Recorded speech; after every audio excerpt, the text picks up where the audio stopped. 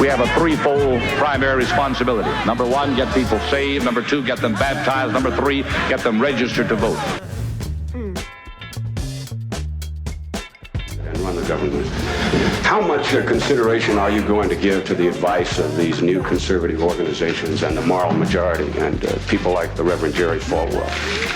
I'm going to want to seek advice where I think that I can get advice from those who are familiar with a particular problem. I'm not going to separate myself from the people who elected us and sent us there.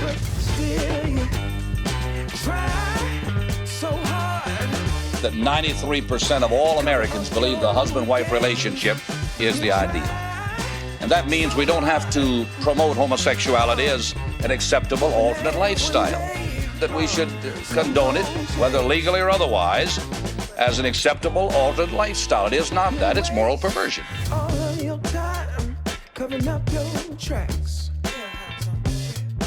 I agree with capital punishment, and I believe that homosexuality is one of those that could be coupled with murder and other sins. It would be the government that sits upon this land who would be executing the homosexuals. Homosexual legislators in the two largest West Coast states are pushing hard for the gay agenda. In California, they've passed SB 777, a law they say will protect gays, bis, and transgenders from discrimination in the public schools. But opponents say it's an attempt to actually force-feed those lifestyles.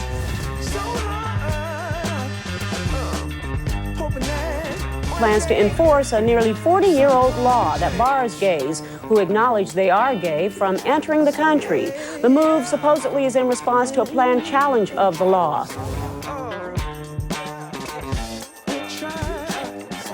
Maybe everybody in this room who has ever been visited by anti-lesbian or anti-gay violence should raise their hand.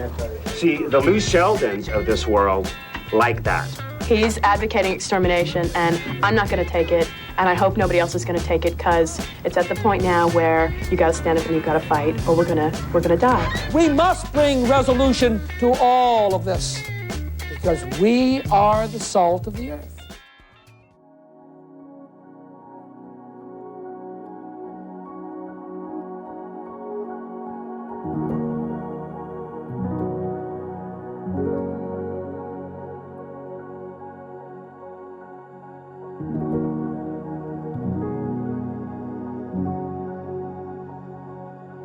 Now note the next prayer, which is almost a 9th century liturgical expression of a kind of gay liberation in response to some of the arguments people have been using against gay people that I mentioned to you this morning. O Lord our God, ruler of all, you made heaven and earth and sea, and created humans in your image and likeness. You approved it when your holy martyrs, Serge and Bacchus, became united in this way, not bound by the law of nature, but by the example of the fidelity of the Holy Spirit. Do you, O Lord, then send down your Holy Spirit upon these your servants who have come into this church to be blessed. Grant them unashamed fidelity and honest love, and may they be unhated and not a cause of scandal all the days of their lives, after the example of your Immaculate Mother and all the saints, for yours is the kingdom and the power and the glory.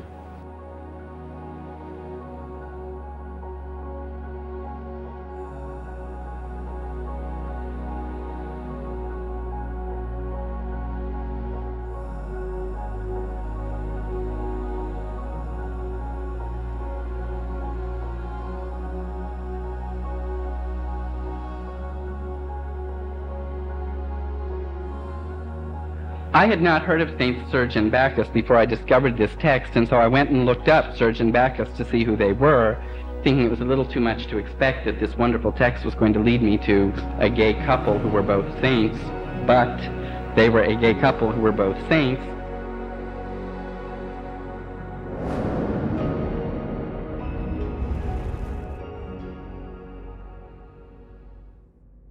If you're a member of the gay, lesbian, bisexual, or transgender community and have gotten married or one day see yourself getting married, you may want to thank John Boswell.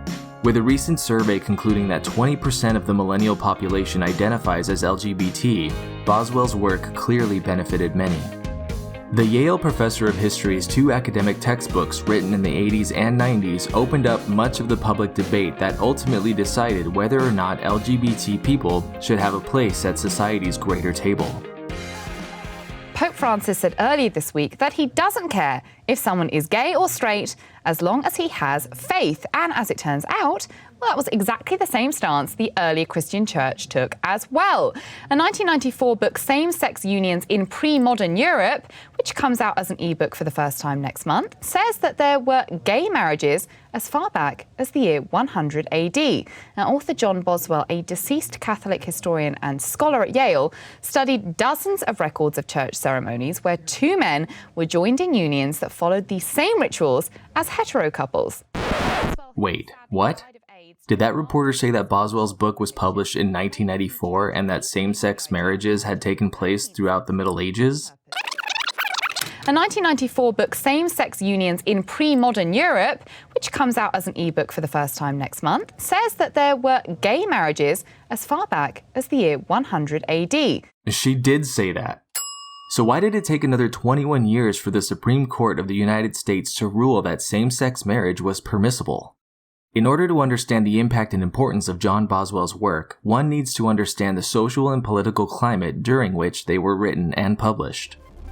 From 1981 through 1993, conservative Christian activists like the Reverend Jerry Falwell and his political action committee, the Moral Majority, were received favorably by the Republican Party, which held the presidency and political power for 12 years, during which the U.S. stridently became more socially conservative.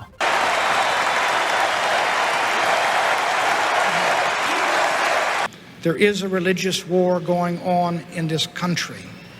It is a cultural war as critical to the kind of nation we shall be as the Cold War itself, for this war is for the soul of America.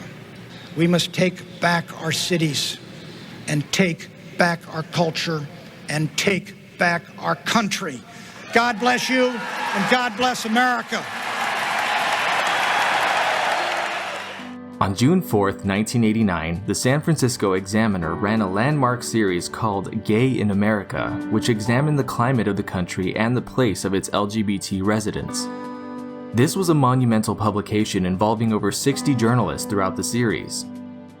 The Examiner's opening salvo stated, "In an age when it's no longer politically correct to be vocally anti-black or anti-Semitic, it is still socially acceptable in many circles to be anti-gay.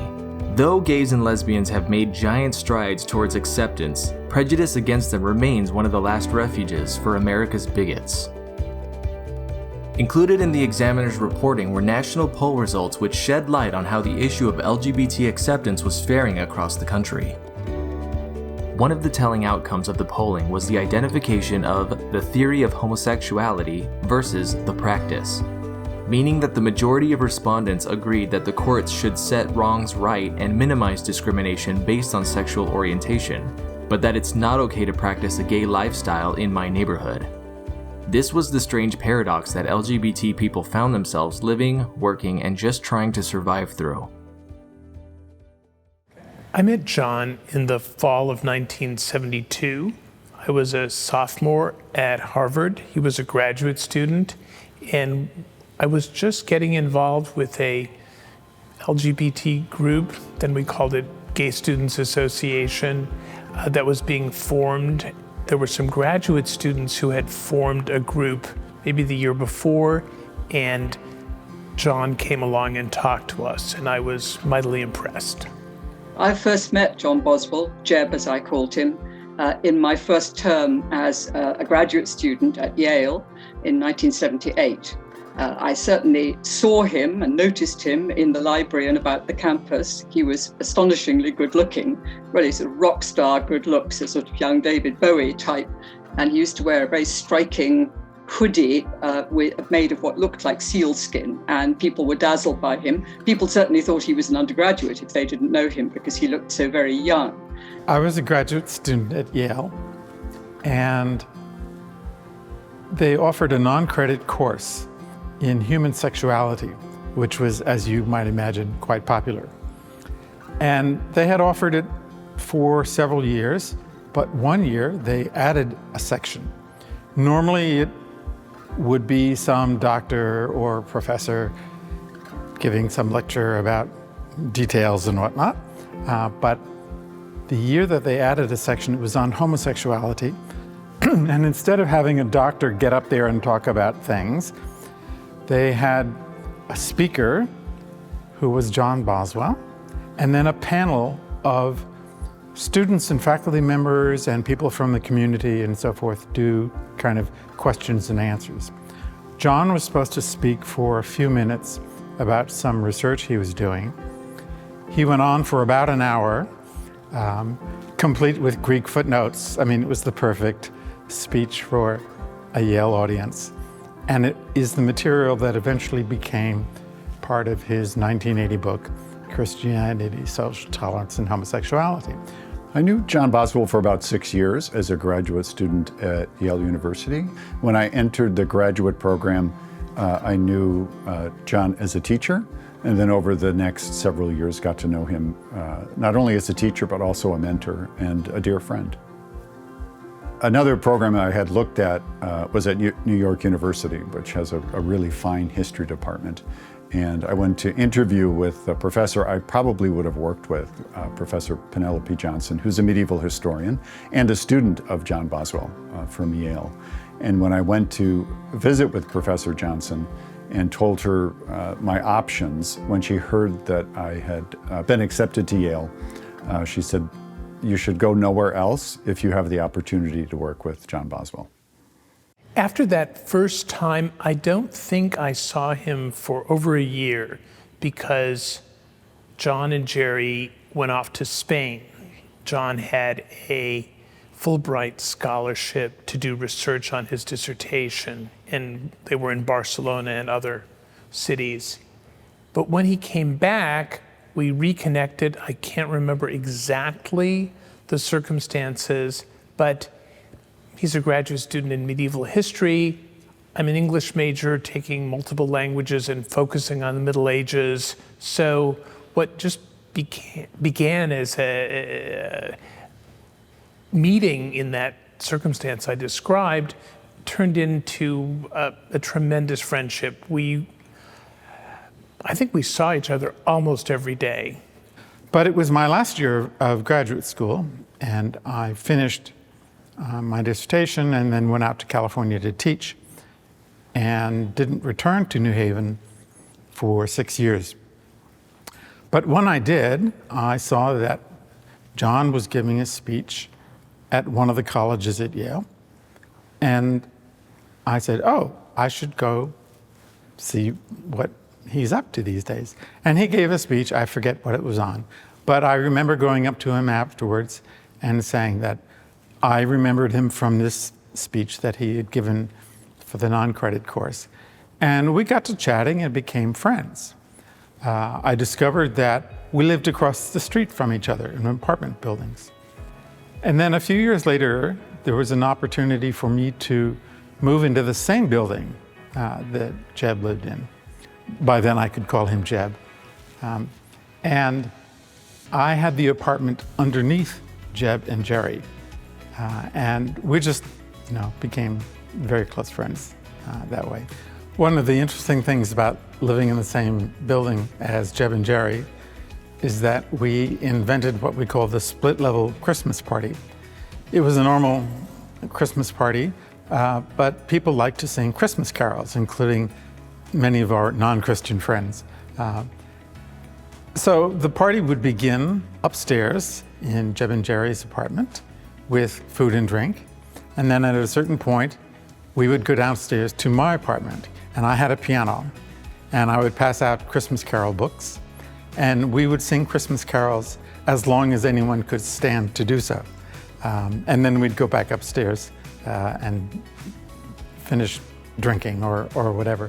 We continued this tradition every year, and it became very popular. And I met him through his great friend Ralph Hexter. Ralph and I were in a seminar together, And Ralph reported to Jeb that there was a new English girl in the class who had never been to any kind of burger joint. And Jeb enjoyed popular culture and was interested in it. And he was determined that he wanted to watch me eat my first burger. So he and I and his sister Pat and Ralph went in quick succession to 3 burger places. And in each one we ordered 1 burger, which we shared while they explained to me where the ketchup came from and where the French fries came from. And the staff looked absolutely astonished as we sat talking about medieval studies and eating our quarter burgers, because they thought, who is this girl who's adult and speaks English and doesn't seem to understand anything about burger culture? And Jeb was absolutely delighted by this. Studying with John Boswell turned out to be very important for my career and also at the time of study, mainly because John Boswell assembled around him a group of students and really acted as a genuine mentor for us. We would meet frequently, usually 2 or 3 times a month over lunch, to discuss the work that we were doing.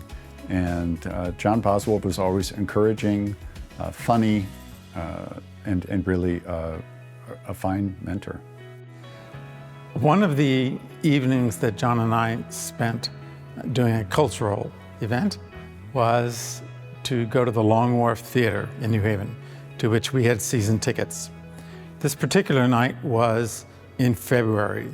It was a miserable night. It had been a miserable week. We were tired and depressed.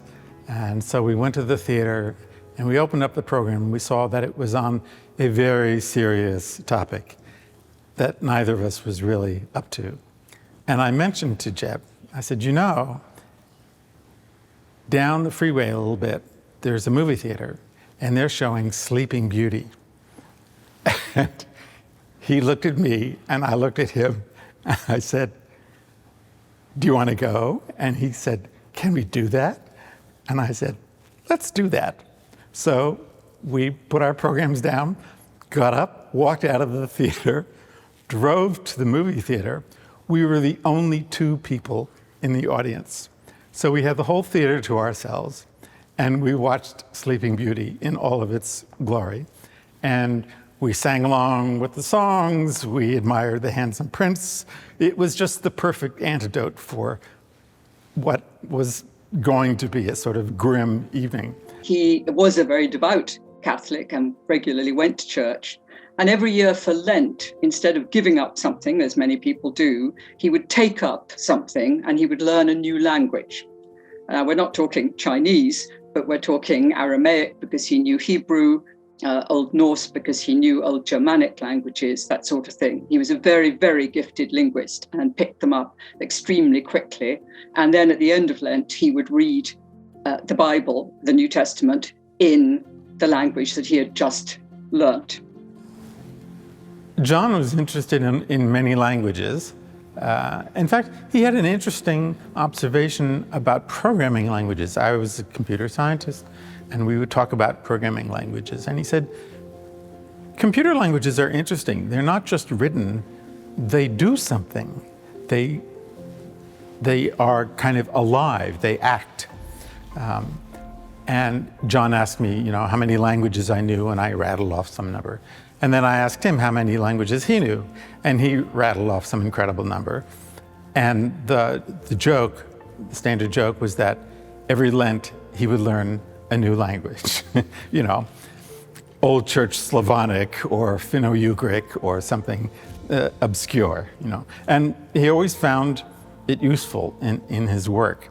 And when people looked at the translations of original texts, which he did and put in his books, they said, he really understands this language, sometimes better than they did.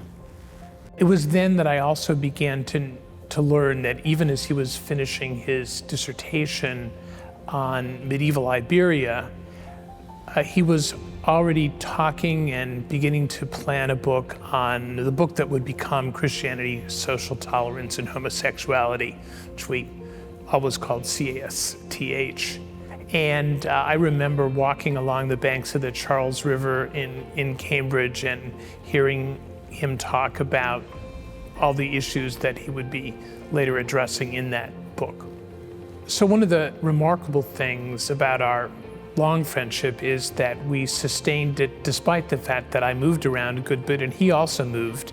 I graduated from college in 1974. I remained in Cambridge that summer, actually lived with him and a couple of other people in a house in Cambridge. And then in the fall, I went off to Oxford for 3 years.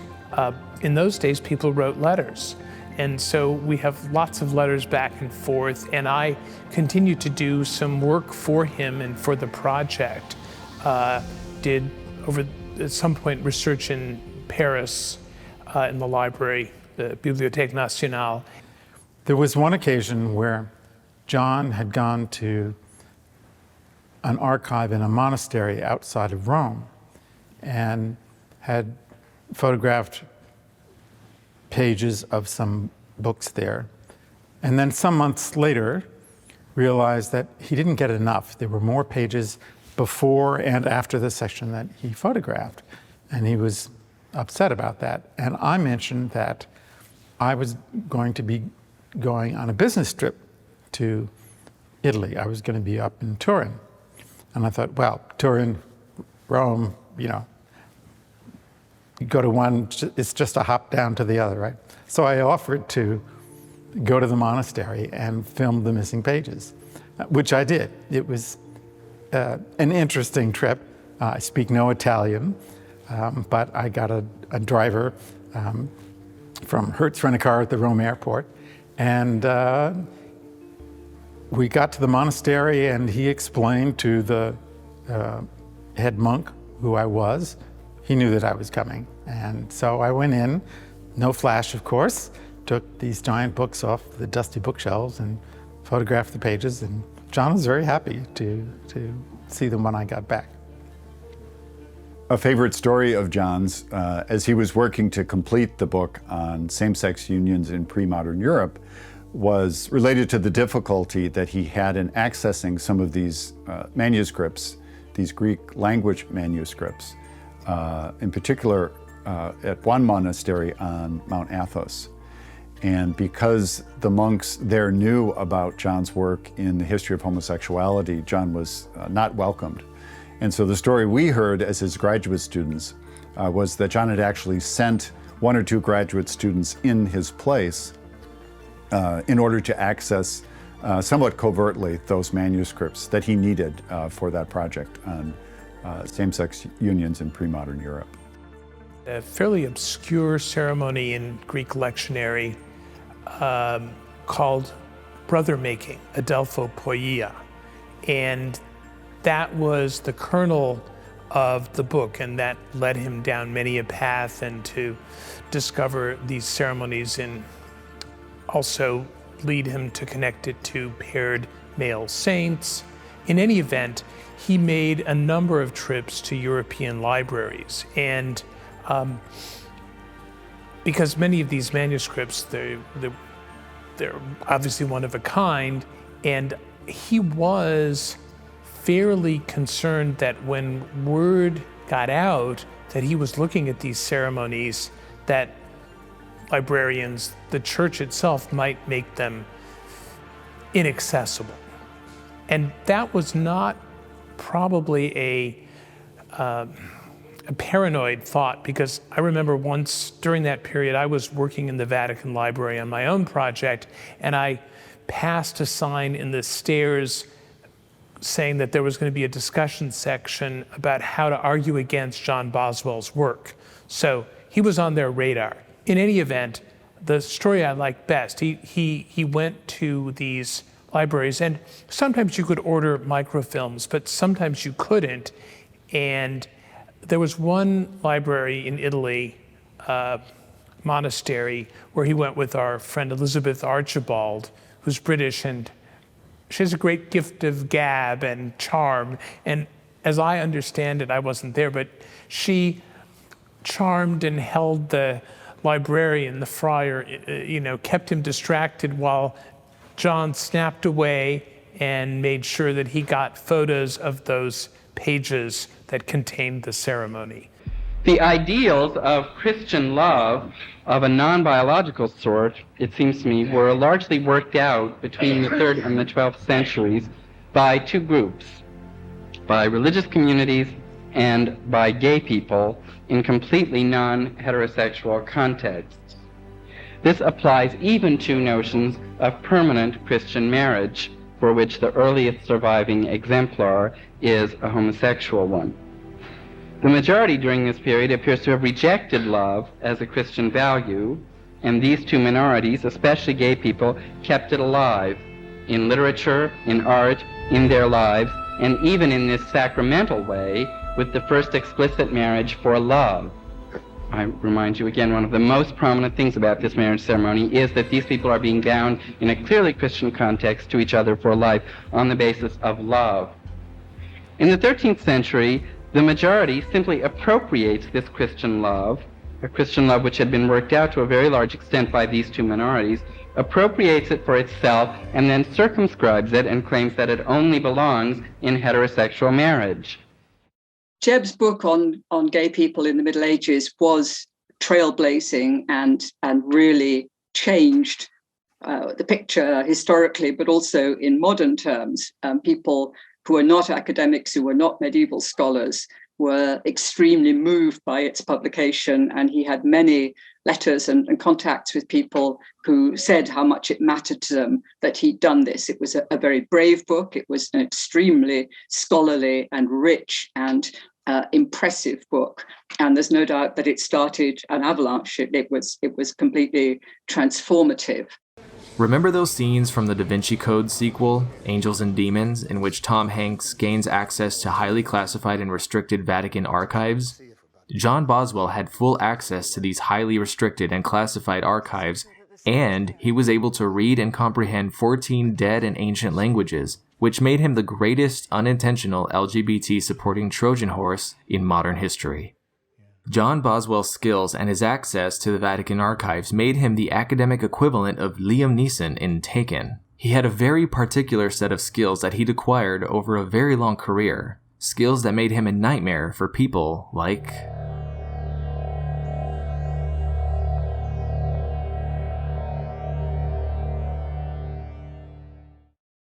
John comes from an Episcopalian family. As I understand it, this was before I knew John, but in high school, he was reading all sorts of Christian history, and he became convinced that only the Catholic Church represented the true apostolic succession. So he converted, and I'm sure there were other reasons as well. During this time, he really was serious, not only studying Latin and Greek, but he studied Hebrew with a local rabbi in Petersburg, Virginia. So it was in junior high school that Jebb developed his really acute interest in religion, and he began to study Judaism. As part of that, he went with friends to study Hebrew under the local rabbi. Why did John stay with the church? I mean, you really have to understand his view of the church, and though it's not widespread today, it's a view with a very long history.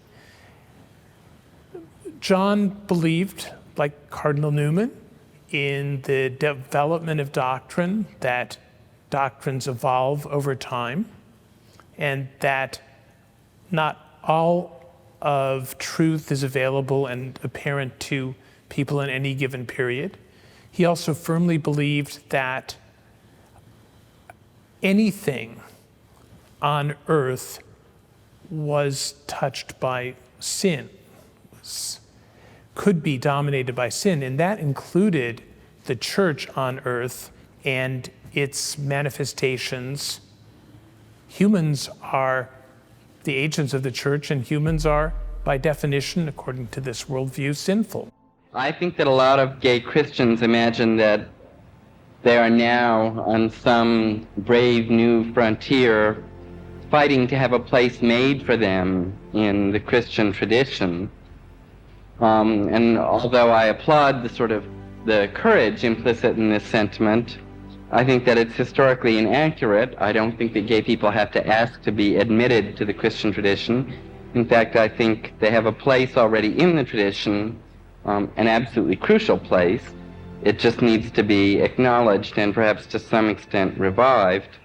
I remember the day that the announcement was made from Rome that homosexuality was intrinsically disordered, is the phrase that they used.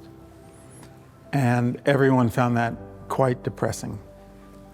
There had been some hopes that either the church wouldn't say anything or they might even be a little progressive, but this was clearly a step back. And we discussed this with John, who was, of course, intimately involved with this whole issue. And he was not dissuaded by this. He said, the church can say what it likes, but these are personal matters. Your relationship with the church or with God or your fellows is not affected by pronouncements from Rome. But he just carried on and said, in essence, the day will come when they understand that this is not intrinsically disordered and gay people are as deserving of God's love as anyone else. And if that's how we were made, God made us. So he did not abandon his work or get terribly depressed by it. What Jerry Falwell was asked on one occasion what he thought of John Boswell's new book, and it was on a talk show. And he looked wide-eyed and innocent and said, I've never heard of that book. I'll have to look into it. And a month or so later, he was asked on another talk show what he thought of John Boswell's book. And he said, I've never heard of that book. Tell me again. And then on a third occasion, he claimed never to have heard of the book. So I think basically it was out of sight, out of mind, and nobody tried to debate with him. I think they knew they couldn't. They would quote the Bible if they did, and Jeb knew the Bible better than anybody else, so it was a lost cause. As the consummate scholar of the field, I think Jeb's greatest contribution is that he showed historians and religious people a way to look at the issue of homosexuality in a way that they had never done before.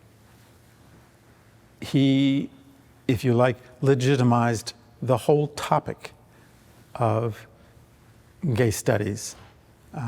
I think it's not too much of an exaggeration to say that there wasn't much in the way of formal academic gay studies, certainly in an institution as prestigious as Yale, anywhere.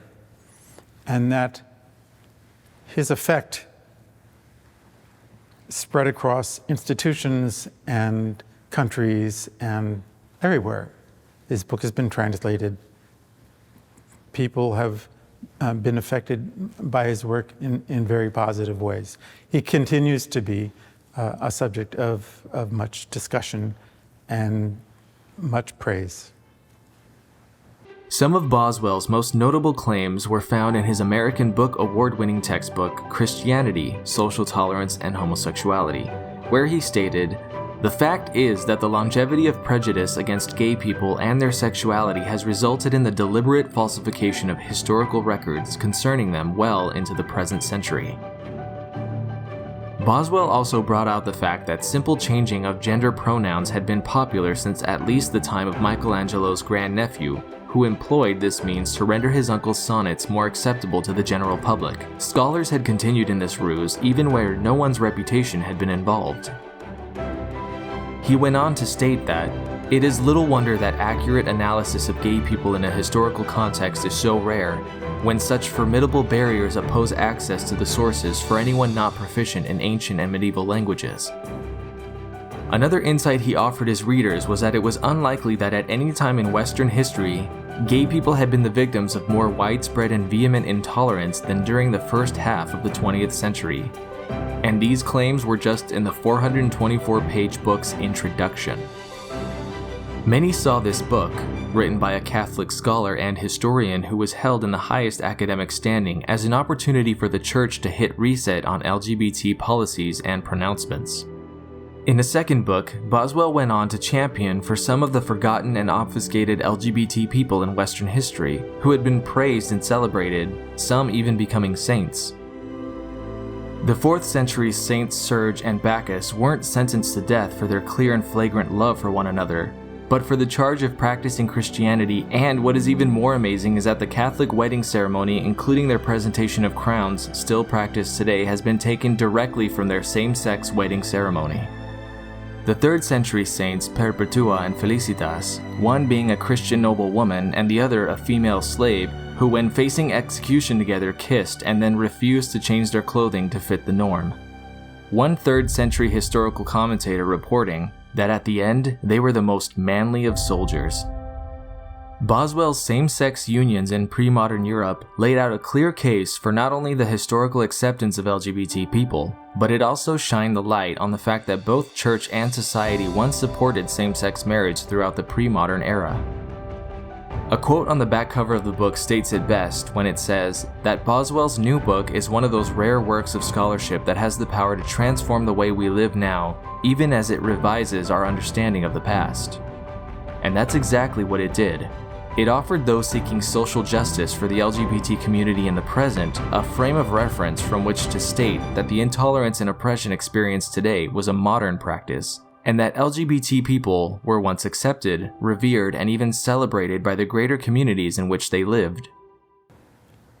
In the 1980s, when John was working on whatever book he was working on at the time, there were a couple, he often needed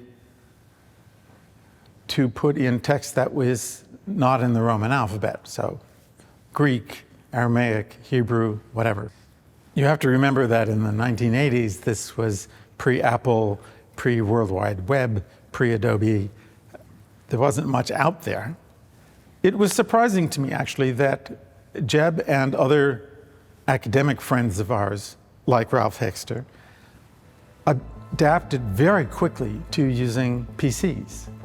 I expected as a computer scientist that they would struggle with them or say, oh, this is too much trouble and so forth. Not a bit of it. They all became experts at DOS and these obscure details.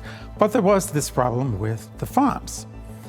Back then, you had to buy a font from a company if you wanted to use it. And I found a company that had Greek fonts and Hebrew fonts and various things. Fonts are actually little programs, and as programs they might be buggy, so sometimes these fonts work and sometimes they don't. Anyway, I would talk to the font people. We'd order a font, I'd give it to John, he would put it into his PC and then start using it, and that was working fine most of the time. Occasionally there would be some problem that would arise, or he would need a new font, or sometimes a letter would be missing from a font. So I was the go-between for this font company. At one point during this process, I had a phone conversation with the people at the font company, and they said, we understand that you work for a startup company that deals mostly with banks. And I said, yes, that's true. And they said, so why do you need fonts that are in Greek, for instance? And I said, oh, I'm helping out a friend of mine who's writing a book. And they said, oh, who was that? And I said, John Boswell. And there was silence on the line. And they said, John Boswell at Yale? And I said, why, yes, the very same. And their heads exploded. It turns out that this font company was an offshoot of a fundamentalist Christian organization. And the only reason they existed, producing fonts in Greek and Hebrew and so forth, was to publish more Bibles. And when they learned that John Boswell, sort of the arch enemy, if you like, was using this, they were quite surprised. One of John's sayings that I remember is, you can't talk anyone out of a position with reason that they didn't get into with reason. What are you going to say? I think it is probably futile generally to hope to argue people out of a position by reason that they didn't get into by reason. And this intolerance was by and large not reasonable. John took on the projects that he did as a historian. He was interested in answering those questions, but he also knew that the work he did on medieval and ancient minorities or minorities over thousands of years had a relevance to contemporary issues.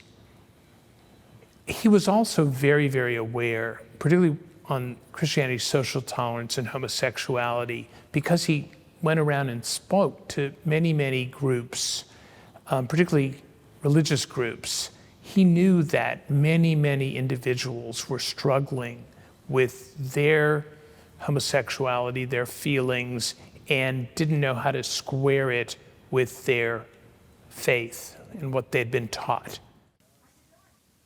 John was very much aware of the importance of his work while he was doing it. Although I did not know him when he was writing the book, Christianity, Social Tolerance, and Homosexuality, I remember him speaking about some of the drafts that he had written for that book. And he shared them with church groups in the Boston area of mostly gay and lesbian Christians as a way to share his research, but also I think to give people hope that there was in the historical record other ways in which Christians through the centuries had dealt with queer sexualities outside of the straight and narrow. When John's research was published, it was, of course, attacked by the religious right. And it was also attacked by the radical gay left. They figured John was an apologist for the Catholic Church. And they could not understand this contradiction between being gay and being a devout Catholic. And John's whole point is that there is no such contradiction, and it's a personal matter, and that was the point of a lot of his research. I think something that often surprised students at Yale, and perhaps people in many other places, was the fact that John was a very committed Catholic Christian. And often when people found that out, they were not only surprised by it, but there were some people who were disturbed by it, given the track record of the Catholic Church, at least in terms of many in the hierarchy and elsewhere, who were very unforgiving of LGBTQ people.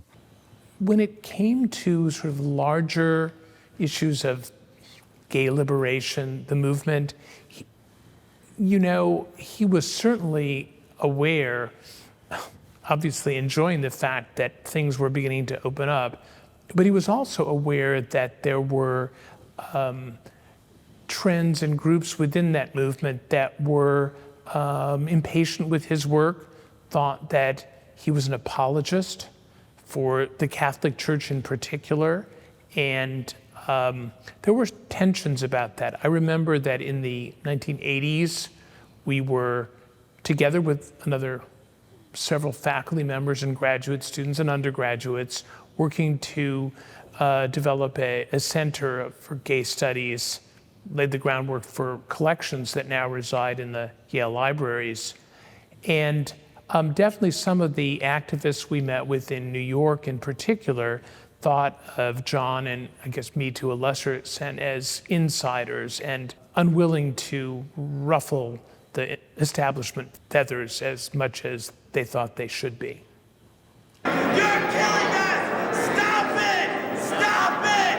Stop it! Stop it! Stop it! Stop it! Stop it! How many more have to die? How many more have to die? Saving lives is morally right. Those protesting believe that the protests will result in some change of environment, some change of attitudes, perhaps. The church will be teaching that homosexual activity is sinful. I mention all these to suggest to you that it is possible for ecclesiastical attitudes to change. It is possible to pick out the more tolerant parts of the Christian tradition and have them triumph, as well as focusing on the negative parts that lodge in the Christian tradition. It is possible, particularly in the case of homosexuality, I think, because objections to homosexuality in the Christian tradition are not biblical, they are not consistent, they are not part of basic Christian theology, even on matters of sexuality and procreation. They are not even, I would argue, fundamentally Christian. It is possible because Christianity was indifferent to, if not accepting of gay people and gay people's kinds of love for a longer period of time than it has been hostile. So even if we were simply to add up the periods of time, the positive periods are longer than the hostile periods. And I think finally it is possible because the founders of the Christian religion specifically considered love to transcend accidents of biology and to be the highest human good in and of itself. It may not be possible to eradicate intolerance in society at large.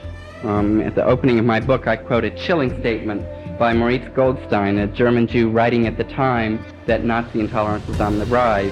He wrote, "When every false accusation about us has been cleared away, every slander rebutted, every objection overcome, intolerance itself will remain, finally, irrefutable." Intolerance may be, to some extent, ineradicable, but I think the Church's position is not in any sense unchangeable. I think it can and must be changed. It has been different in the past, and it can be again, and I think we, as Christians, are the people that have to change it. Jeb had a great group of admiring students with whom he remained in close touch and to whom he was very good in terms of being their general advisor on life, as well as just whatever he might be teaching them at the time. And I studied medieval law with him, among other things. And when I wrote my second book, I dedicated to him. This was after he died. Sadly, he wasn't able to read it. But I'm certainly not the only one of his ex-students who dedicated a book to him. Many of us feel that we owe our careers, and that he was a wonderful scholarly mentor to us, but also a terrifically good and devoted friend. One year for his birthday, I decided to get John an interesting gift. There was a magazine published out of New York called Christopher Street, a gay magazine. And it had very funny cartoons in it, most of which were drawn by someone named Rick Fiala. And one of the cartoons that I remember was in a gay bar. One man comes up to another and says, "How would you like to come to my place for a little Christianity, social tolerance, and homosexuality?" Which I thought was just hysterical. So I called Christopher Street and I said, "By any chance, do you have the original version of that?" And they said, "No," but they put me in touch with Rick Fiala. And he said, "But I'd be happy to draw it for you." So he did, and I presented it as a gift to John. It was sort of a classic in-joke. It was a nice gift. John was an amazing teacher. He was famous at Yale for his lectures. I think one of the things that John liked to do by these juxtapositions is show how some of the things that are true in the story are also absurd. There are all sorts of absurdities, and he was really a master of knowing how to use humor to get his points across. He really enjoyed the material. He enjoyed the humorous aspects of them, even when the points he was making were quite serious. Indeed, homosexuality was so widespread in the ancient world that, for instance, homosexual marriages were very common and often legal. During the reign of one of the Roman emperors, historians of the period remarked that in order to get anywhere at court, men had either to be married to another man or to pretend, at least, that they were married to another man. And a number of Greek writers argued that heterosexuals, in fact, were unfit for civil service because heterosexuals tended to be flighty and unstable. and only homosexuals were by and large worthy of high office. I think so many people know John or his appearance from the photo that appeared on the back of Christianity, Social Tolerance, or Homosexuality, or maybe in the inside cover. He's standing, I can't remember exactly where in Yale, but with his shirt partially opened and that winsome smile. And he used to get MASH letters, people who wanted to date him. So he did get that kind of fan mail. I think he sort of enjoyed it. He liked the fact that he was very attractive and got some people interested in that regard. John's latest award, which was also presented to him by the Yale students. Recently, the Yale Daily News, which is a sort of poor imitation of the Daily Cardinal, conducted a very careful Kinsey-esque survey of Yale students' sex lives. One question asked the undergraduates by the magazine was to choose and to rate the professors with the greatest sex appeal. When John entered his departmental office on Valentine's Day, he was, for very, very good reason, greeted with applause from the secretaries and from his departmental chairman. And so we, Symposium, Out and About, and all the groups that have contributed to this, present for your edification and enjoyment John Boswell, Yale's #1 sexiest professor. Jeb and Jerry met in Boston at Sporter's Bar. Jerry was this incredibly handsome man who was very tall, and he saw Jeb and bought him a drink and then asked him to dance. And after that, they began to date, and he came down to Boston every weekend to see Jeb. I'm not sure if it was love at first sight, but it was very close. I had a terrific crush on Jerry when I first met him. He was so handsome, and he had a mustache, and he wore boots, and he just seemed exotic with his accent. It was after a few months that Jeb moved to Connecticut, and at that point, Jerry moved in with him in New Haven. Jeb and Jerry were in many ways opposite. Opposites attract. Jerry was this big butch guy, and Jeb was not. Jerry developed back problems, and at one point, the doctors said, we need to fuse some of the vertebrae in your back, do a back operation. And Jerry said, no way. And the doctor said, all right, the only way we can avoid that is that if you spend most of your time lying flat on your back on a hard surface. So when Jerry came home from work, he continued to work, he would lie flat on the living room floor. Now, in those days, we were in the habit of having dinner with Jeb and Jerry every Friday night. And it was nice, you know, we'd have a few drinks, we'd sort of complain about what had been going on during the week, and then we'd have dinner and maybe watch television or something. And so there was Jerry on the floor, and you know, we'd pass him a plate of food, you know, and we didn't think anything of it, but we did that for a long time, and it actually worked. His back repaired itself, and he never did have to go in for the back surgery. I first got to know John's partner, Jerry, when I was still an undergraduate at Harvard. He was himself a historian, an American historian, had a master's, and did some teaching, but clearly he was not the historian that John was, and before long he had shifted and was involved in business. But he would come down to Cambridge from New Hampshire every weekend, and we would go out all together, and you know, I guess I was like the kid, but seeing John and Jerry together, in a sense, was an introduction to me to a gay couple. And they were opposites in many, many ways. John was slight. He himself used the word flitty. And Jerry was sort of your archetypal Marlboro man. Was tall, very handsome, had a mustache as the style was in those days. Jeb was very devoted to his own family, very close to them. He was also very devoted to Jerry's family, with whom he spent a lot of time. They lived in New England, so were closer at hand than Jeb's own family. And when Jeb published his book on the abandoning of children in the Middle Ages, which was as trailblazing in its own way as his books about gay people, the dedication included a comment, I don't remember the exact words, but on the lines of dedicating it to Jerry's family, who found him even though he wasn't lost and abandoned. And that shows how close he was to them. In the center of that photo is Henry III, our oldest brother, who we called Pistol. And then I'm to the right, and above Pistol's shoulder is Ray, and below Ray is John. Being in a military family was critical to how Jeb's views of the world were shaped. My mother, bless her, had a very strong belief that her children should be exposed to the cultures of the countries where they were assigned. So, for example, when they were in Turkey, she managed to learn Turkish, even though the ambassador's wife said that would be impossible. She showed it was not.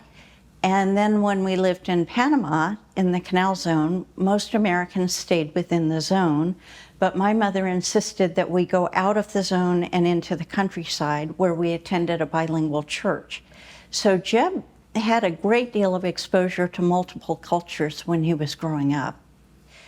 When Jeb was growing up, he overheard my father defending a young military officer who had been accused of being gay to his two brothers-in-law.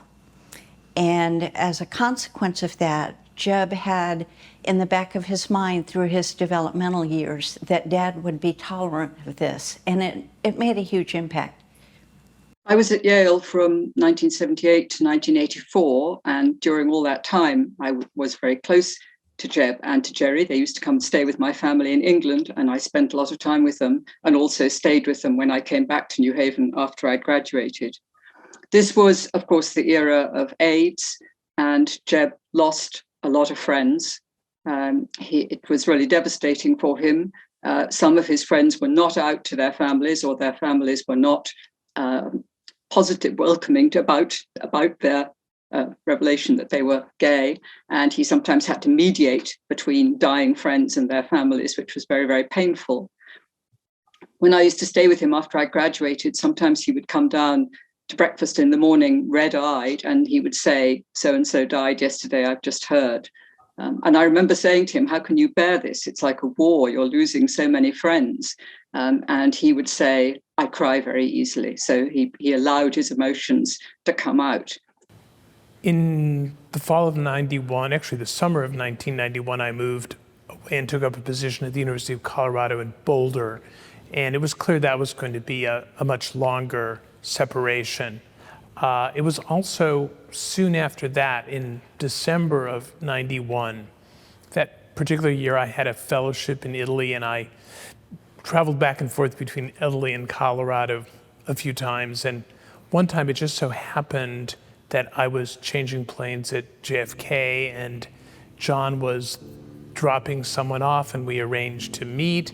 And I remember very distinctly in front of the then TWA building, as it was known, he told me that he was HIV positive.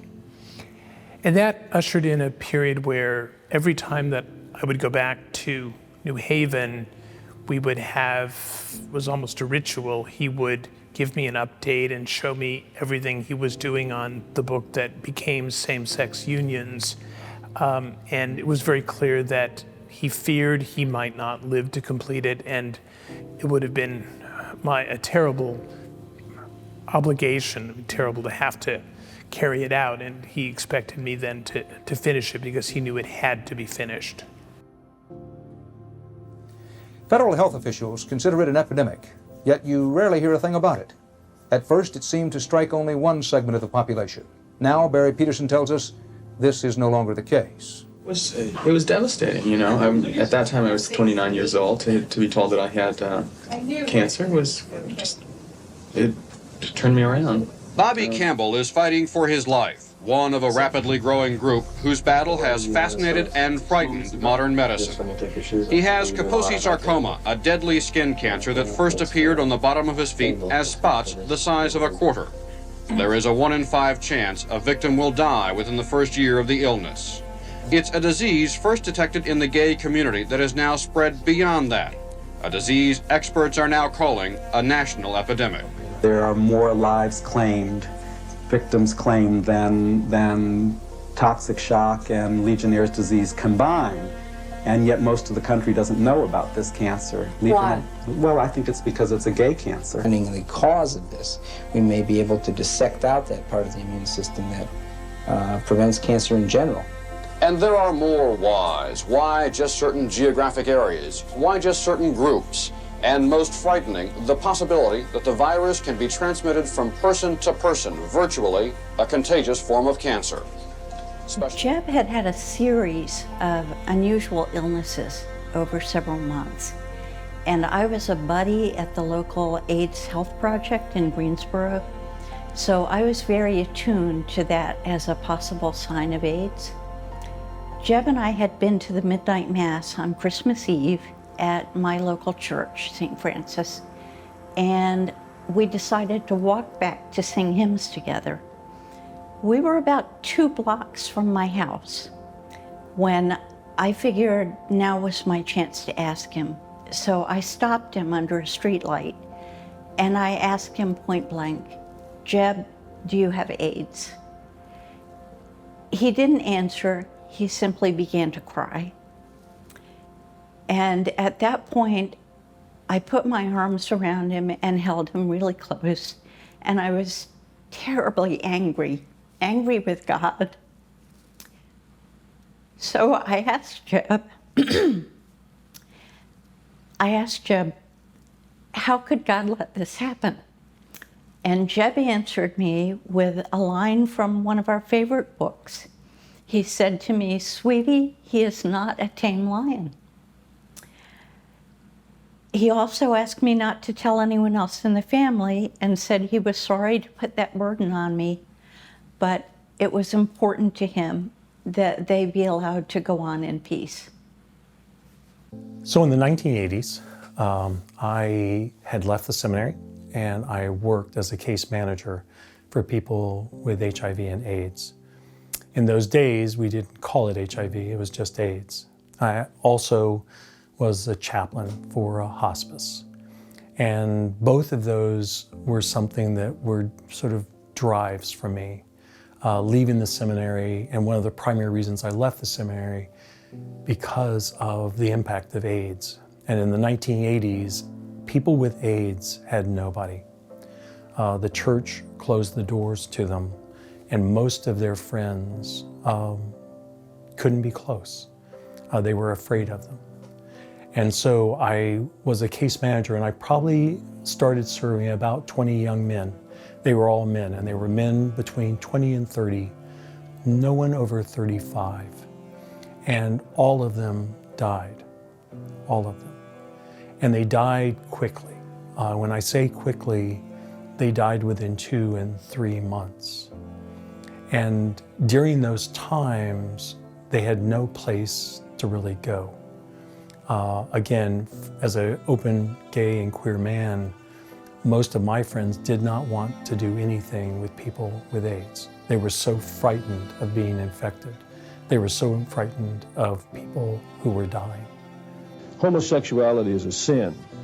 It was California Republican William Dannemeyer who recently declared on the House floor, God's plan for man was Adam and Eve, not Adam and Steve. Dannemeyer leads a group of conservative Republicans who hope to make AIDS a political issue.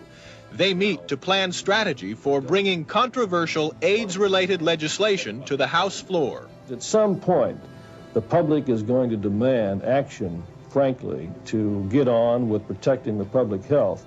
Many Republican politicians believe voters eventually will reward them if they act early and aggressively against AIDS. We want to identify every person who's a carrier. We want to identify every possible way to stop them from spreading the disease. And we want to be open and honest about this disease before it becomes a really serious national health threat. I fear there are a lot of people who have been strongly against the gay community and would like to use this terrible tragedy of AIDS as a basis for coming in and showing how strongly they are against the gay community. The economy, crime, the old versus the new. Those issues will all be factors in Tuesday's municipal elections in Houston. But in a city that has one of the biggest gay populations in the country, the real controversy has come from the candidates' views on gay rights and one off-the-cuff remark. But it's Whitmire's support of a gay rights referendum last January that prompted the good old boys to challenge the incumbents and bring back their man. Do we want to be another queer city like San Francisco? Or do we want to be the kind of city we love? Welch's supporters helped defeat the gay referendum, and the victory spawned a new political group, the Straight Slate, which is running city council hopefuls under its banner. Welch, who has made morality his cornerstone issue, was recently criticized for shooting from the lip. Before a live television news interview, he was heard saying, off camera but on the air, that the way to solve Houston's AIDS problem was to, quote, shoot the queers. At one point when I was a graduate student at Yale, the student newspaper, the Yale Daily News, ran a story speaking about John Boswell's HIV status as being positive. And John never spoke with us students about his medical condition, and it was something that was not public, at least formally, until after his death. I had left New Haven in 1990 to go work for a research company in California. The company that I had been working for in New Haven was a startup company, and like most startups, it failed. But I got this great job in California. And it was difficult for me because John was a very close friend, and I missed him. And we kept in touch. And a few years after I left, I started hearing reports that he was getting sick. And it wasn't clear what the source of his illness was, but after a while, it became clear that he was suffering from complications from AIDS. Unfortunately, he was in denial about this. I do remember going back there to visit once, and Jeb was practically unable to speak. Things had gotten pretty bad. And his friends urged me to speak to him or talk to his doctor or do something because they hadn't been able to make much progress in getting Jeb to admit that he was really ill and needed help.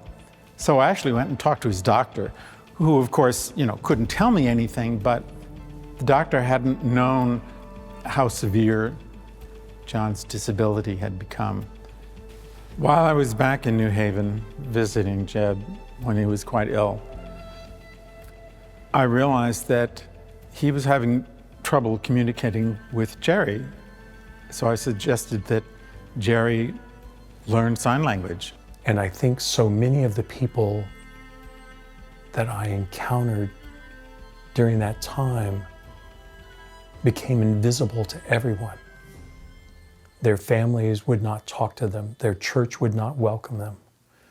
And many of their gay friends could not hold them or be close to them because they were so afraid.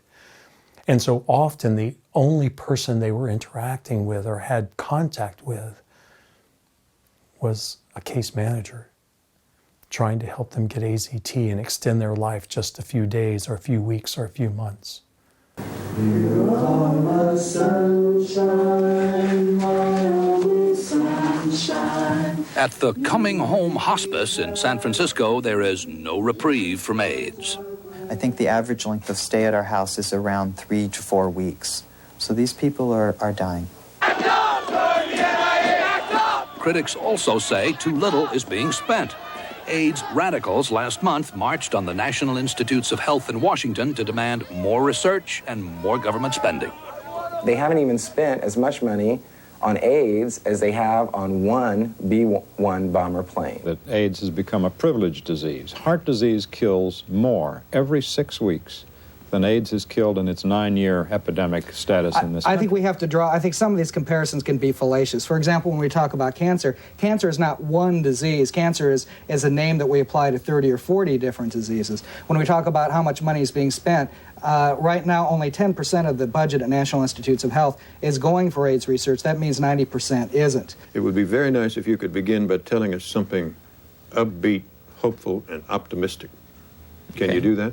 Yeah, I think so. I think the decade of the 90s will see some important advances that will have positive impact on HIV-infected individuals, such as the fact that we know now that a vaccine is at least feasible. Scientifically, the work that's been done over the past couple of years have clearly established that we now have the tools to proceed. We know that there's such a thing as protective immunity, and I would think that over the next several years you'll see a real acceleration of vaccine development, and hopefully by the end of the 1990s there will be a vaccine that is available for widespread use. John's book in 1980, which we refer to as CSDH because the long name is harder to remember, was, I would describe, scholarly beyond belief. If you look at the pages of the book, you realize the top half is the prose and the bottom half of each page are the footnotes. And the footnotes are often in ancient languages. So he's explaining what's going on. One of the effects of this, perhaps the most important effect of this, is that it was unassailable. Not that people didn't try, but he had ample proof of what he was saying, the church's attitude towards gay people up to the 13th century. And that was very important. After that book came out, people started sending him letters and saying, oh, we've seen all these texts that you found. We found some others, and you might want to go look at them. And a lot of them had to do with liturgies, religious services, with texts about same-sex unions, marriages, if you like, of people of the same sex. And a lot of that formed the basis of the gay marriage book, the same-sex unions book. On one of those visits, actually, the book was already in production. He had submitted it. It was going to be published by Random House. And John asked me to help him proof the Greek in the book. And he said, my eyes aren't good enough. And as we proofed it, I had this sinking feeling that he probably was unable to actually proof the entire book the way he normally did in his normal pattern of having submitted a manuscript that was accepted, but he continued to polish and fine-tune. By great good fortune, John himself used to have this phrase, angels turning pages, but by great good fortune, I had just published a book myself with Random House, so I spoke to my editor and said, I need to talk to the editor of the book for same-sex unions, and I told him what the problem was, and they made it possible for me and another graduate student of his who had Arabic to just go through the manuscript and make sure all the quotations were correct, that the references were correct. We didn't change anything else, but I knew that that's the kind of thing that he would have done, we would have done in any event. And it was just so important that those little things be made right, because the book was going to have enough criticism coming at it. It didn't need to have those problems. I think you had your hand up before. Have you published your material on gay marriages? Where can we find out? No, I don't think you can find out about it yet. I'm working very hard on getting it together. I have next fall off from teaching, and so I hope it will all be finished by about next December, which means it probably couldn't appear in print for about another year. A lot of people, since I've indiscreetly started talking about this before it was ready to publish, have asked me and impressed on me how important it would be to have and whatnot. But I'm sure you can easily see that it won't do very much good to publish it unless I publish it in a very responsible way. A lot of people will have an interest in denying that it's what it appears to be anyway, and so I think I have to publish it very carefully. I think that it was a disappointment for John that he was not able to complete on his own his book on same-sex unions in pre-modern Europe. His illness had advanced to the point where he was working very quickly to get that book done because many people were anticipating it, and it had a plug of sorts in the cartoon Doonesbury. So it was sad and typical for John. He pulled himself back from the brink of death several times, I think in great part to ensure that he could finish that important book. His last book, Same-Sex Unions in Pre-Modern Europe, took him 12 years to finish, partly because there was a great deal of material, some of which had been sent to him by people who had read his earlier book and said, oh, by the way, you should go look at a certain book in a certain library or a certain archive, and you will find some material there that you will find interesting. And he did that. But the pace of his work obviously was affected seriously by his illness. And one of the sad parts is that by the time the book came out, he was no longer able to read it.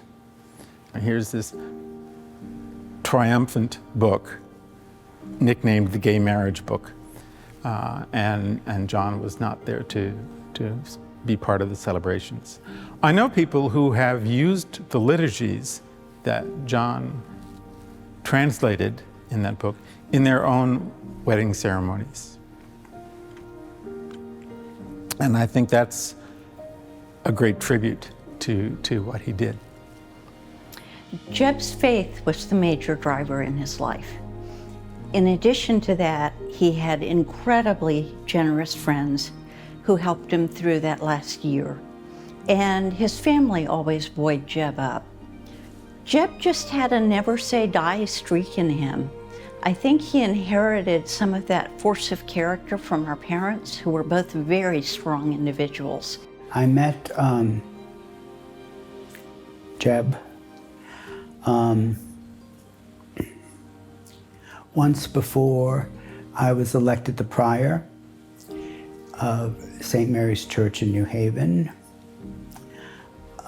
but officially he was part of my ministry from 1989 to 1995. He was a daily communicant. He really was a fan of very lively conversations. He was very outgoing, and he also interacted with the Catholic clergy at St. Mary's and also at St. Thomas More Chapel. I do remember that many of the priests in my priory, and then among my acquaintances and brethren, they were, I wouldn't say aghast, but I'll say aghast I really felt, knowing Jeb as I knew him, that he was completely confident in his skills, confident in his history, his research, and confident in what he wrote. Other clergy people decided to opine, and I just really felt that it was not worthwhile to take that conversation elsewhere.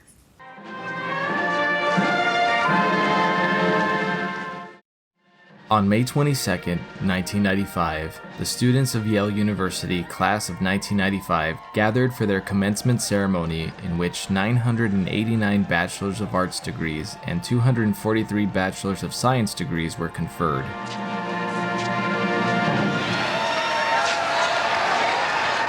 I confer upon you the bachelor's degrees in Yale College as designated by the Dean, and admit you to all their rights and responsibilities.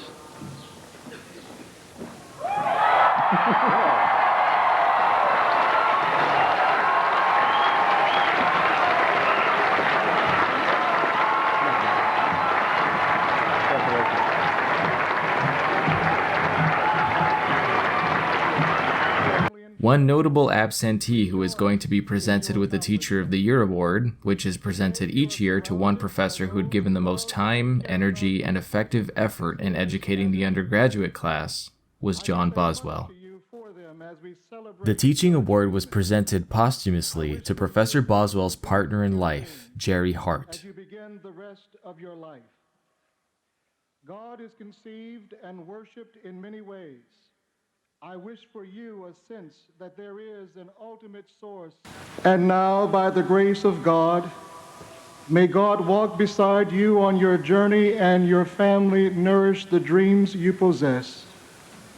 May you have confidence in your knowledge and abilities and trust that along your way you will have an increase in faith and friends and of courage and laughter. Amen. John Boswell, who had become the chairman of Yale University's history department, died on Christmas Eve in the Yale Infirmary. He was 47. What he was able to accomplish between the publication of his second book, Christianity, Social Tolerance, and Homosexuality in 1980, and the publication of his fourth book, Same-Sex Unions in Medieval Europe in 1994, was nothing short of miraculous.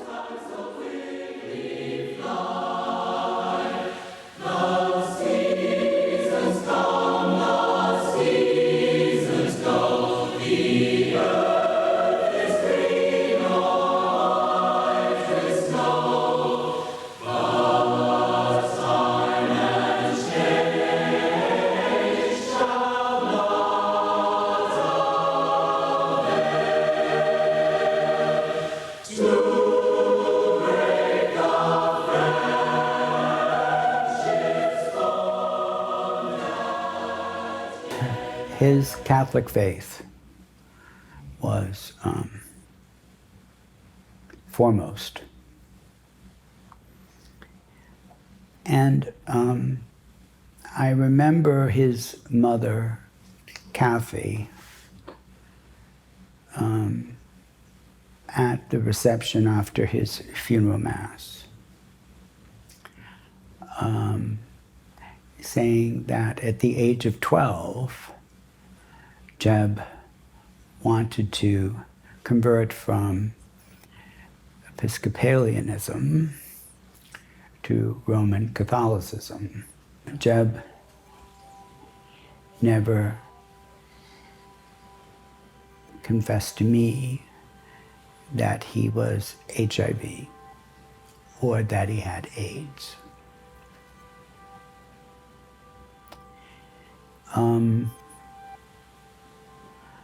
There were a lot of people who were suspicious about his illness because he was so vibrant a man, and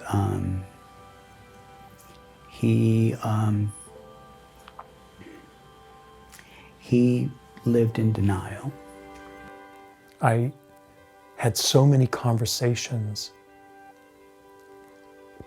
in my office with people who felt guilty because they felt like it was their fault. They felt somehow that because they were gay, they got this disease, and that it was God's punishment. And they didn't get comfort from moms and dads when they needed it the most. I found myself in those times to feel the solitude of stigma. Even in me saying outside myself that I worked with people with AIDS, people were afraid of me. I had been given the task to convince Jerry to speak openly about AIDS. Now, this was a different time. But that was my task. I was able to convince Jerry to admit Jeb had AIDS. He really shied away from naming Jerry other than a good friend. I suggested partner, I suggested longtime companion. He was very reluctant to do that. Jerry had never told his family that he was gay. There are a lot of people who were not openly acknowledging their homosexuality, and Jerry was one. It was in the New York Times that John Boswell had died from AIDS. And so that was my task. History would, as far as I was concerned, history would regard him as a pioneer. The cover of the September 14th, 1992 edition of Newsweek magazine read, "Gays Under Fire, What America Thinks," and offered updated polling on the country's feeling towards their gay and lesbian neighbors. The polling was decidedly mixed, with 78% of those responding that homosexuals should have equal rights and job opportunities. However, when you got to questions of acceptance, such as, is homosexuality an acceptable alternative lifestyle, 53% of respondents answered no. One telling aspect of the Newsweek polling was in the question, do you have a friend who is gay? With 43% responding that they did. This question revealed how the majority of Americans, 57%, didn't think that they had at least one gay friend. Taking the lead from the friend question, the poll drilled down a little deeper, asking the question, do you have a person in your family who is gay? With only 9% of respondents stating that they did, meaning that in September of 1992, 91% of Americans didn't believe that they had at least one gay or lesbian family member. The importance of Harvey Milk's call for all gays and lesbians to come out a decade earlier clearly hadn't materialized outside of the city centers as revealed by the responses of these two questions. The Newsweek reporting went on to state that, for those identifying as Christian fundamentalists, the anti-gay animus was rooted in biblical injunctions against the same-sex unions. The article including a call to action that Jerry Falwell had sent to the followers of the moral majority in his national battle plan to fight gay rights, stating that, we must awaken to their wicked agenda for America. Other leading fundamentalist leaders who were organizing against gay and lesbian acceptance, including Pat Robertson and Lou Sheldon, who were included in the Newsweek reporting. Pat Robertson's 2.2 million member Christian coalition planned to meet in the summer with the topic of the homosexual rights agenda and how to defeat it, already announced. Lou Sheldon, founder of Traditional Values Coalition with affiliates in 15 states and a web of interrelated fundraising arms, had successfully pushed for the repeal of gay rights ordinances in Irvine and Concord, California in 1989. Falwell, Robertson, and Sheldon regularly appeared in print and television anytime the topic of gay and lesbian acceptance cropped up, speaking out for the majority of Americans who they clearly believed found the homosexual lifestyle repugnant and unacceptable. I always thought that John was sort of a Renaissance man, but nonetheless, rather than choosing paleontology or one of the other things he was good at, he chose history. He chose specifically religious history, and the fact that he did that and his view or his work in history became so important to so many people. I think that's what I would like to see most discussed about his life. Yeah, that's true. This was back in 1995. I was a lieutenant at the 4th Precinct in Virginia Beach. The 4th Precinct also happens to be the home of CBN University and Pat Robertson's operation. Reverend White came to Virginia Beach with the intention of trying to have a conversation with Pat Robertson about Pat Robertson and other evangelical leaders, basically about the rhetoric against gay people that he was hearing from them and that everybody was hearing from them at that time. My my captain had heard about this. He asked me to touch base with them, with the CBN people, to prepare for any protests or anything that might be going on here. So I also contacted the group that Mel White was involved with. It was a group called Bearing Witness. So we made arrangements for Mel White to come to Virginia Beach before the event and meet with me. So he did. We met at the 4th Precinct, discussed what their strategy would be, how we could make sure that there were no significant problems, and that they would still be allowed to carry on whatever protests they wanted to. At the end of that meeting, Mel White mentioned, he said, I see your last name is Boswell. He said, you wouldn't by any chance be related to John Boswell, the historian. So I told him I was. I told him what my relationship with him was, and that caused Reverend White to get pretty emotional about it. And he then told me what an impact John's work had had on him. Of course, Reverend White had been an evangelical minister himself for many years, had been Pat Robertson's and Jerry Falwell's ghostwriter at different times. And he explained that reading Jeb's work had helped him, or perhaps even allowed him, to come out of the closet himself and to recognize that he could be, in fact, a gay Christian. And in the beginning, they would protest and march up and down the sidewalk in front of CBN, drawing a lot of crowds, a lot of attention, a lot of media, which the CBN folks didn't like. But as I explained to them, they're on public property. It was our job to make sure they could continue whatever protests they wanted to, as long as it was legal. After a few days of this, the traffic problems were starting to be an issue, and Reverend White and in his group were going to continue, but I suggested to the CBN people that they allowed them on the campus. That way they could control the traffic and the media, and Reverend White and his people could actually go over to Reverend Robertson's office. So they did that for a few days until finally Pat Robertson got tired of it, got tired of the publicity, and insisted that they be stopped from coming over there or arrested. Reverend White and I discussed it. He agreed that he didn't want everybody in the group to be arrested, but he planned to be. So when the time came, the CBN security staff said, leave the campus or you'll be arrested. Reverend White refused, so I actually was the one to place him under arrest, took him down to police headquarters, put him in jail. He had the opportunity to post bond, but refused. A number of people offered to post his bond, and he refused. So I would visit him each day in jail, and he and I had gotten to be fairly close at that point. And during that same time period, a large group supporting the Bearing Witness program and supporting Reverend White held a rally in Norfolk, Virginia, at the Unitarian Universalist Church.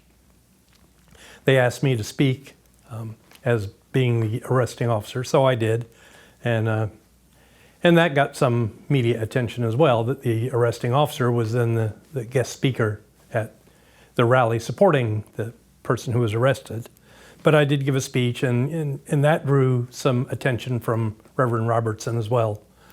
So he contacted the mayor of Virginia Beach and insisted that I be moved away from the precinct that I was assigned to, because he didn't think it was appropriate, since I hadn't shown my loyalty to Reverend White, that I also be allowed to be a lieutenant in that precinct. Fortunately, we had a mayor who was a strong woman, and she told him that was not going to happen.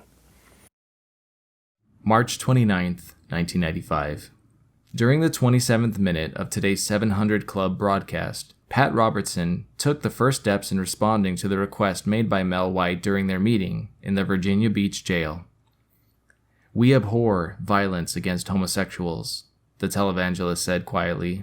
"We should counsel strongly in relation to homosexuality that you can hold your religious beliefs without beating people up and without being violent." It was a small but very important first step. In the week following John's death, Ray returned home to find an outpouring of condolences posted on AOL Messenger regarding the life and work of his brother. Although the public outpouring was overwhelmingly positive, some critics emerged even in this early era of social media. A lot has been made over the years as to why John Boswell, a public figure as respected as he was, hadn't publicly declared that he was battling AIDS. Perhaps he wasn't going to let the disease stop him from finishing his life's work while in the prime of his life, like Chadwick Boseman had decided. Or perhaps he wanted the spotlight on his life's final work, which was set for publication, rather than on his failing health, like David Bowie had decided, allowing his final work to speak for itself. Or perhaps like Norm Macdonald, he was most proud of his work and never wanted his diagnosis to affect the way in which the audience or any of his loved ones saw him. So many people think that HIV and AIDS is no longer present. It is. It has not gone away. And right now, at this moment, there are 15 people just a few miles from here that are in medical care because of the impact of HIV and AIDS. So AIDS is still here, but it's changed. Now it is acceptable to have AIDS. It is not stigmatized in the same way. It's still stigmatized, but it's not in the same way. There are medications that have changed the course of HIV and AIDS. And today, the people I work with live normal lives. HIV and AIDS has changed, but we still do not have a vaccine. And I say this directly. I believe that some of that stigma lingers about how we respond to the medical needs of people who have less, or gay and lesbian and transgender, for those who are not powerful, versus how we respond when an entire community feels impacted by a pandemic. But today, we still don't have a cure for AIDS.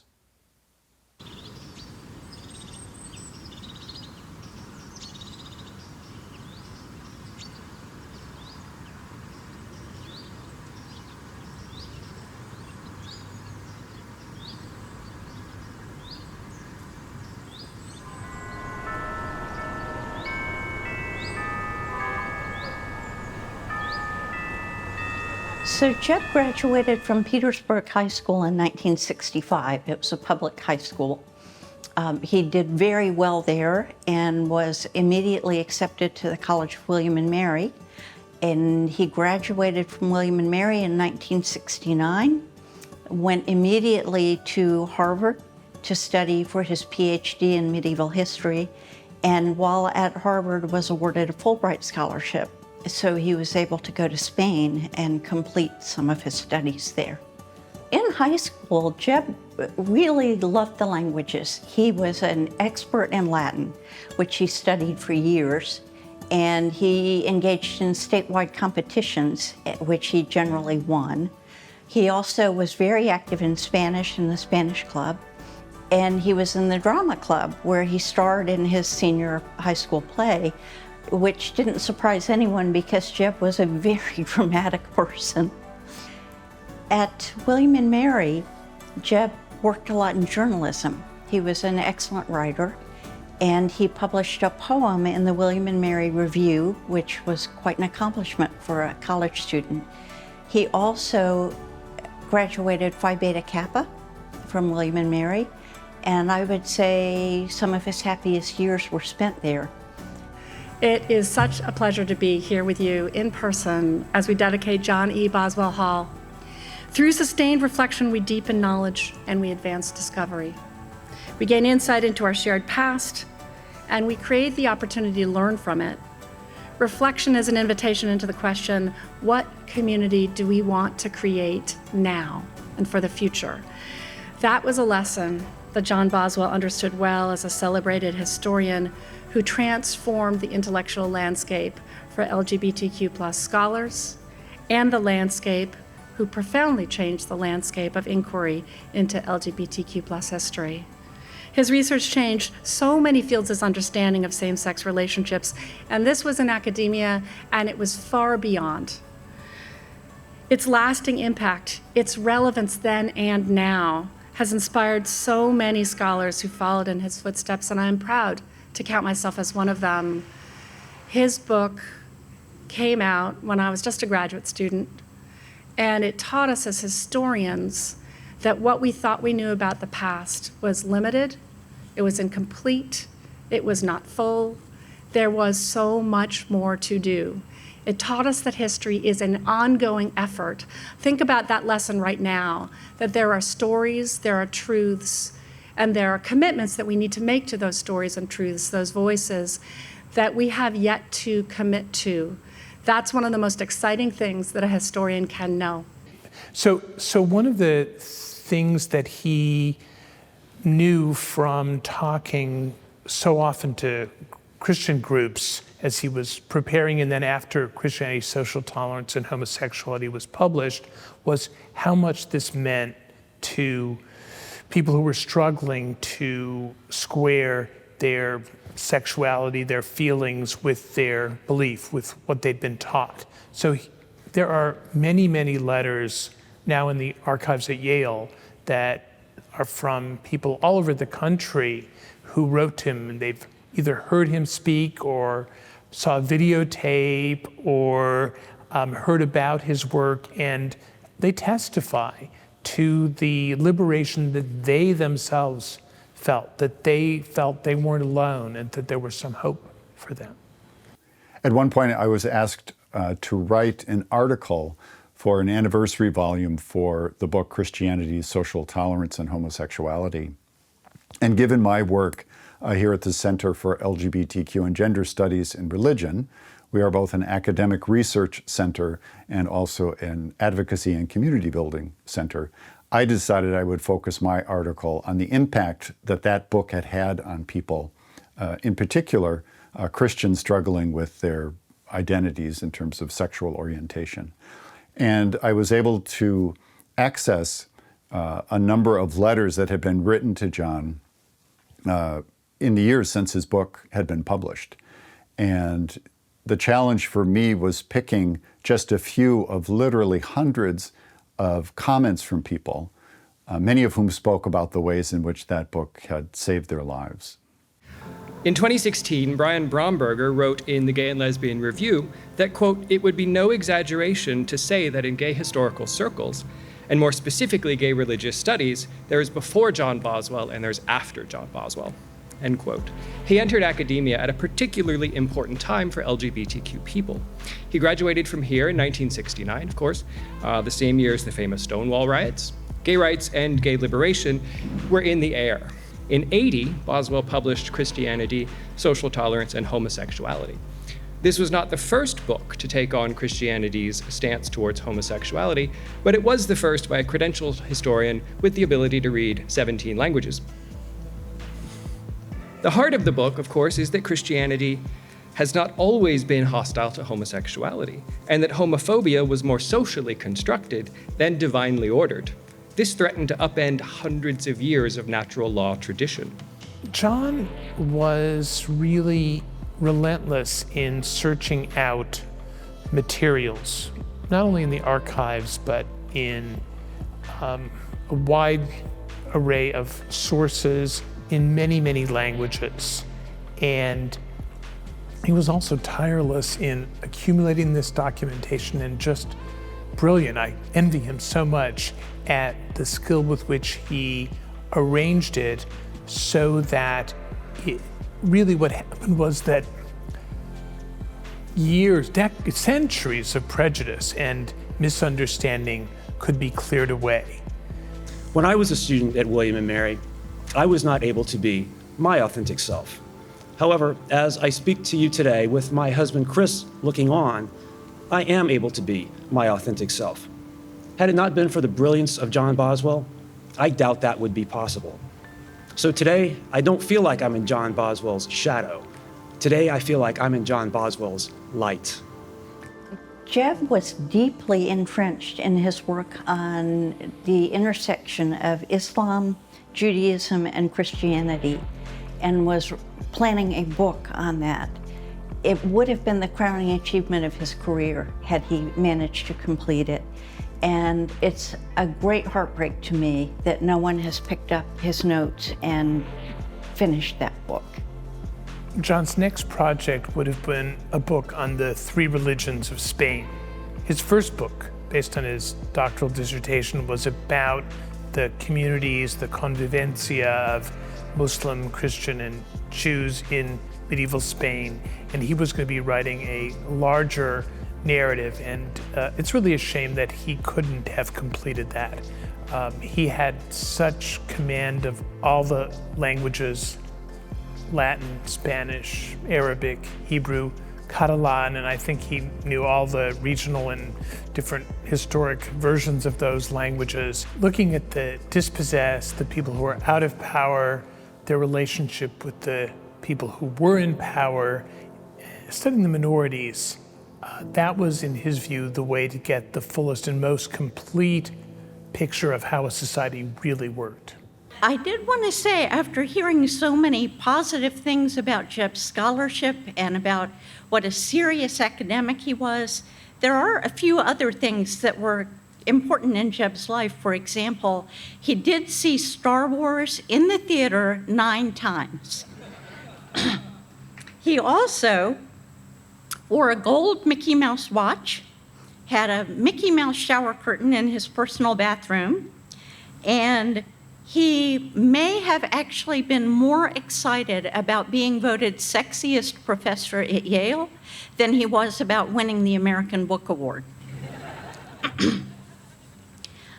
I do want to tell you how close this building came to having another name.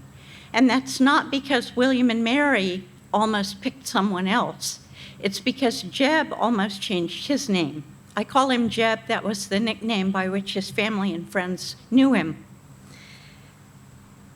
Jeb came out to our parents in 1970, but it was a time when declaring openly that you were gay could result in the loss of your career, maybe even the loss of your life.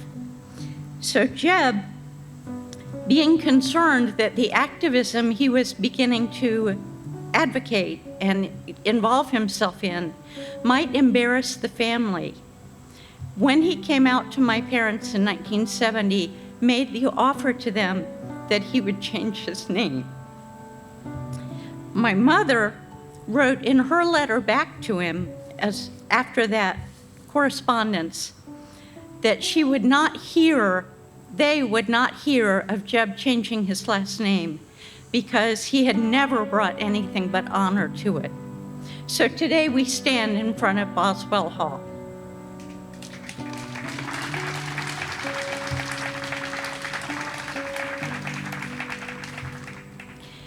In his equally loving letter, my father expressed what could only be seen as a natural father's fear in that era. He was afraid that Jeb, coming to live as an openly gay man, would destroy his professional career. He predicted that attitudes towards gays would not change in Jeb's lifetime, and that if they did eventually change, it certainly would not be as the result of anything that gay people did on their own behalf. But he was so wrong. Had Jeb lived his natural life, he would have today been able to see the legalization of gay marriage, gay adoption, and probably most important to him, the ordination of gay ministers in almost every major Protestant denomination. I have always been especially moved by Jeb's response to my parents' letters, especially my dad's concerns. He wrote back, and I quote, "If this endangers my future in one way, it ensures in another way that I shall always have what I value most, the knowledge that I have done what I believed was right and pleasing to God." Just before Jeb died, he requested that either our mother or I deliver his eulogy. And I protested, suggesting that since we were not in a position to discuss his scholarship or his academic brilliance, it would be much more appropriate to have a colleague do that. What he indicated to me was that my mother and I were in a position to discuss his faith, and that his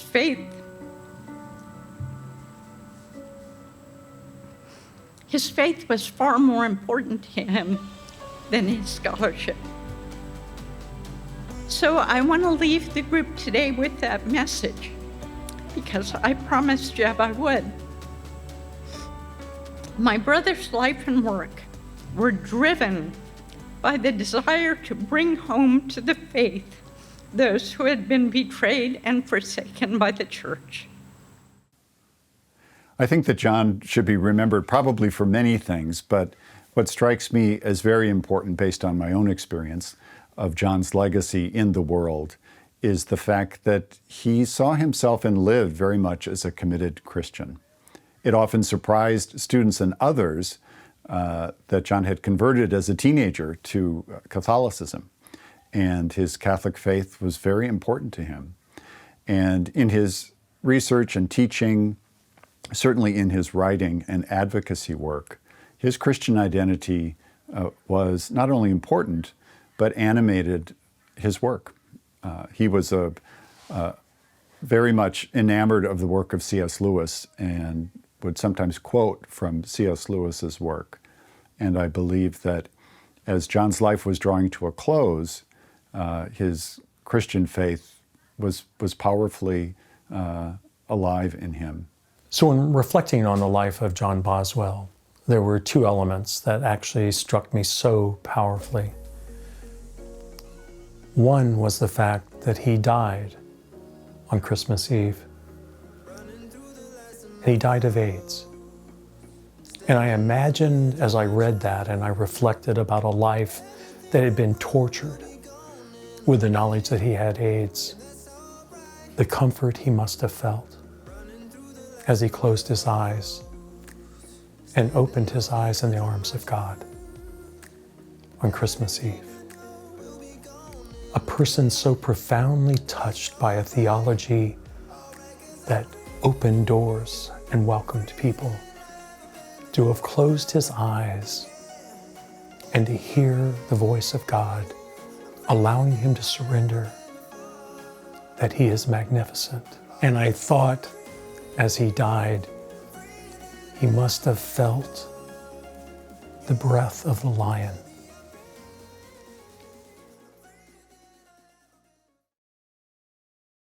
How do you memorialize someone who has done so much for you and tens of thousands of others? Someone who has very literally brought us out into the light. Someone who helped change the world and ushered in the reality that we now enjoy?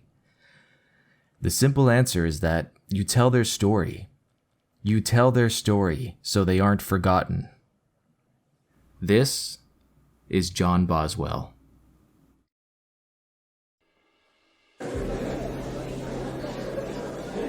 I will give you a couple of examples of things that I've discovered since my book. One is I've discovered a lot of pairs of gay saints. The most prominent were a pair of saints called Serge and Bacchus, who were soldiers in the Roman army.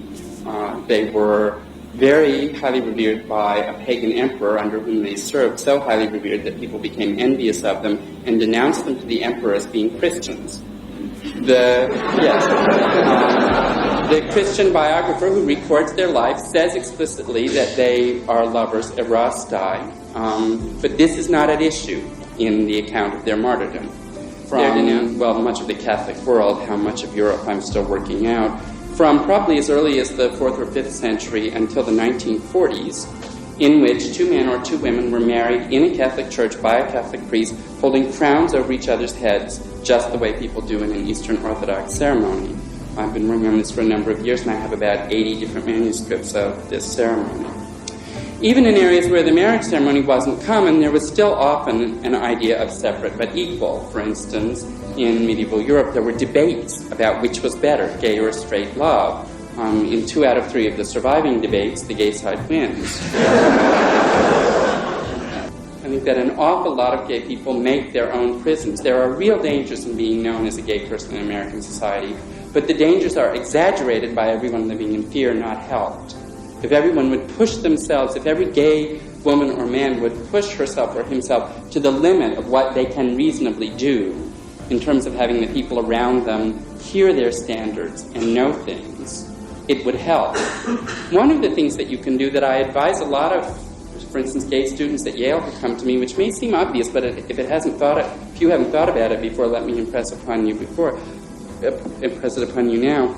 Often a very useful thing you can do doesn't involve your saying to the people around you, you know, I'm gay, accept me. One of the things you can do is when you discuss issues like social issues or social justice, have the guts to mention gay people along with blacks or Jews or women or whatever your social agenda is.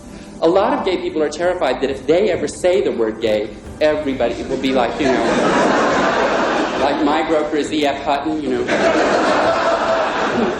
And as long as everybody's afraid to say the word gay, it does draw attention to you. If both gay people and straight people would start saying, you know, discrimination against gay people is bad, if people would use gay people as models and acknowledge that gay people are interesting, not because it's titillating or prurient, but because they are part of the human community. If in discussing sexuality you would include homosexuality as one of the normal things you would be talking about, that would just change attitudes a lot. And then everybody would start to think of this as a more normal thing.